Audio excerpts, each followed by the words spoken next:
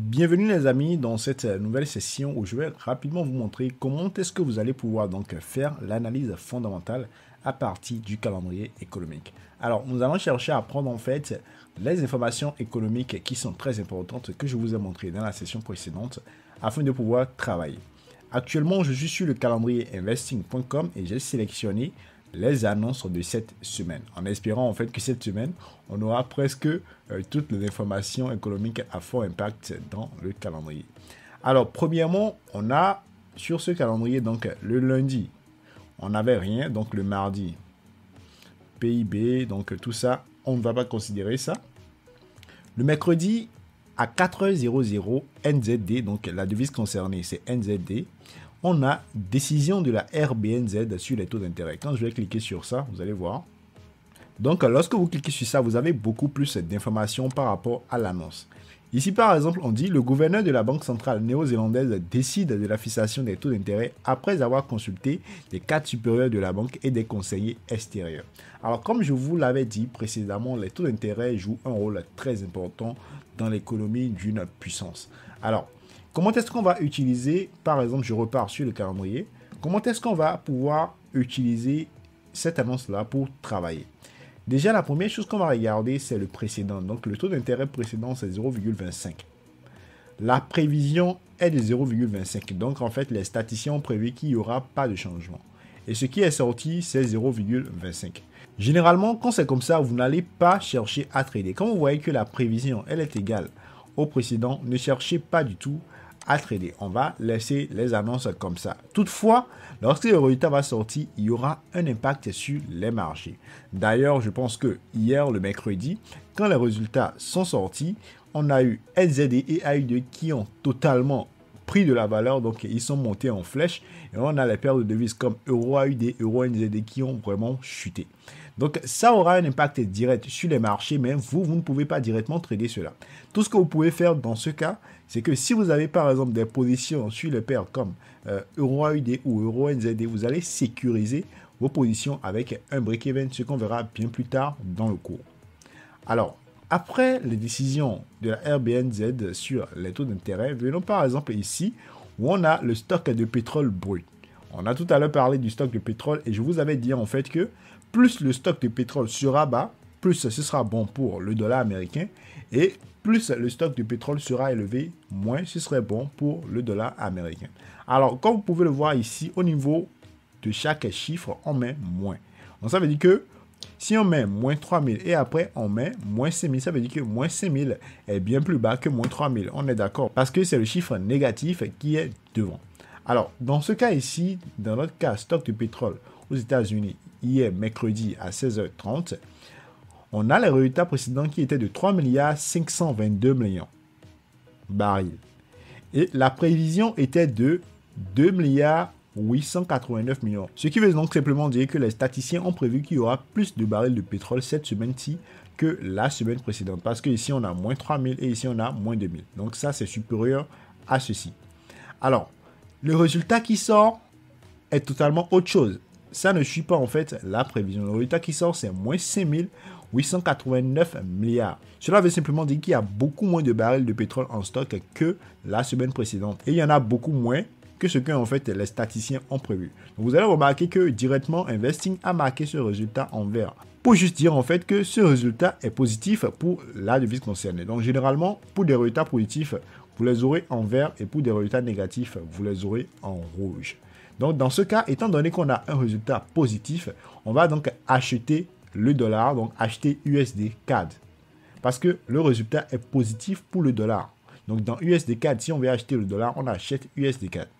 Voilà donc comment est-ce que vous pouvez par exemple utiliser les stocks de pétrole pour trader. Donc généralement, lorsque vous savez qu'il y a les stocks de pétrole qui vont sortir le mercredi soir entre 15h et 16h, ce que vous allez faire c'est, vous êtes sur votre plateforme, vous avez déjà ouvert votre plateforme, vous ouvrez le graphique USD CAD et vous attendez, vous avez déjà fini par analyser. Donc vous avez déjà regardé le précédent et la prévision, vous avez déjà comparé les deux. Et sur votre graphique, en fait, vous mettez des zones pour dire, ok, dès que les résultats vont sortir, si les résultats sont positifs, j'achète USD CAD. Et si les résultats sont négatifs, je vends simplement USD CAD. Et c'est donc de cette manière-là que vous allez trader. Vous allez voir, si vous tradez juste ça, vous allez vraiment gagner de l'argent. Il y a beaucoup de personnes qui tradent comme ça, les annonces économiques liées au stock de pétrole et qui gagnent vraiment beaucoup d'argent. Donc ça peut être également une méthode pour vous pour gagner de l'argent. Mais tout compte fait, vous êtes encore débutant. Prenez donc le temps d'apprendre, de vous familiariser avec toutes ces petites notions avant de vraiment vous lancer et de vraiment pouvoir commencer par trader les news. Alors, après les stocks du pétrole, venons donc au jeudi. Donc, on a le jeudi et à 3h30, on a eu une information sur AUD, le dollar australien, et c'est relatif à l'évolution de l'emploi au mois de mars. C'est bon? Alors, qu'est-ce qu'on remarque? On remarque qu'il y a eu beaucoup plus de création d'emplois comparé en fait à ce que les statisticiens ont prévu. Le mois précédent, c'était 88 700. Les statisticiens ont prévu 35 000. Mais qu'est-ce qui est sorti? C'est 70 000 qui est sorti. Donc, le résultat est totalement positif par rapport à ce que les statisticiens avaient prévu. Donc, ça, en fait, c'est positif encore pour AUD. Et là, ça va beaucoup faire monter AUD. Donc, si vous avez des informations comme ça qui sortent la nuit, généralement, je ne conseille pas aux débutants de trader la nuit, mais si vous voulez trader la nuit, vous pouvez par exemple trader des informations comme ça. Et étant donné que le résultat est positif, vous allez juste acheter AUD, par exemple AUD USD ou AUD JPY par exemple. C'est bon?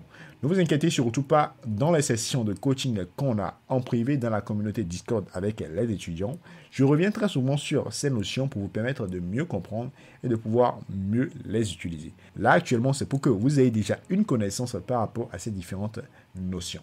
Étant donné que vous êtes à vos débuts, comme je l'ai dit tout à l'heure, ne vous pressez surtout pas. Prenez le temps de bien apprendre et pour être rentable sur du long terme sur les marchés. Alors, après ceci, je vais repartir à la semaine précédente.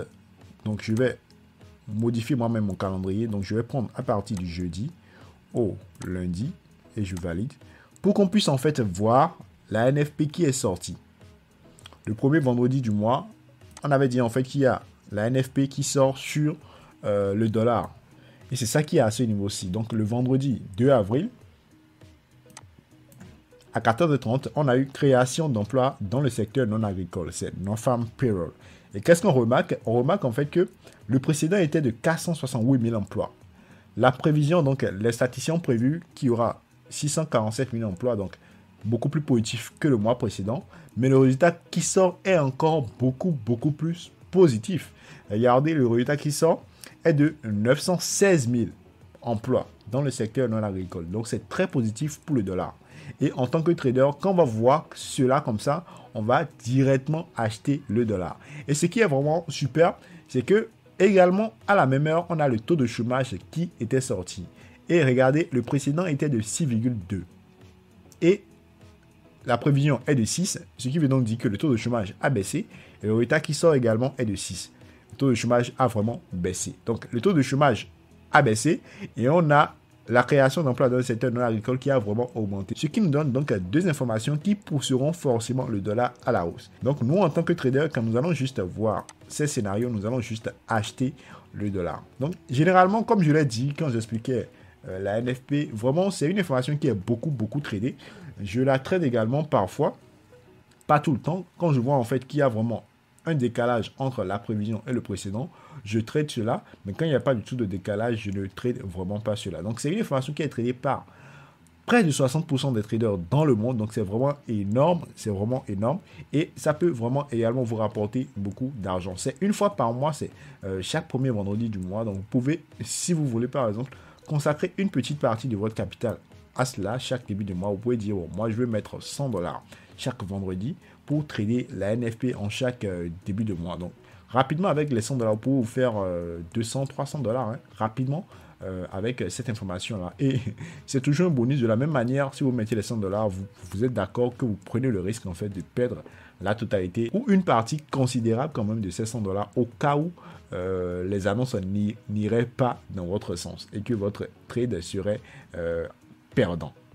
Ouais, donc c'est un risque à prendre et c'est un très bon risque parce que si vous maîtrisez comment cela fonctionne, si vous travaillez comme je viens de vous le dire, vous allez vraiment 2 fois sur 3 gagner quand même de l'argent. Voilà donc tout ce que j'ai prévu pour cette session. J'espère que vous avez compris ces quelques annonces que nous avons rapidement vues. Ne vous inquiétez surtout pas, on passera beaucoup plus de temps sur certaines annonces quand vous allez rejoindre la communauté Discord afin que vous puissiez mieux comprendre tout cela et évoluer dans votre carrière de trader. Alors, je tiens à préciser une chose, généralement, Udemy va vous demander de donner une note à ce cours. Les notes sont vraiment très importantes pour les formateurs. Pour moi, personnellement, les notes sont vraiment très importantes. Ça me permet de vraiment évaluer mon cours et de savoir si les étudiants ont vraiment aimé le contenu. Alors, si Udemy vous a déjà demandé de noter ce cours et que vous l'avez déjà fait, super. Si Udemy ne vous a pas demandé de noter ou si vous n'avez pas personnellement encore noté, je vous invite à le faire pour me donner votre avis par rapport à ce cours. Merci donc à vous et rendez-vous à la session prochaine pour continuer notre aventure.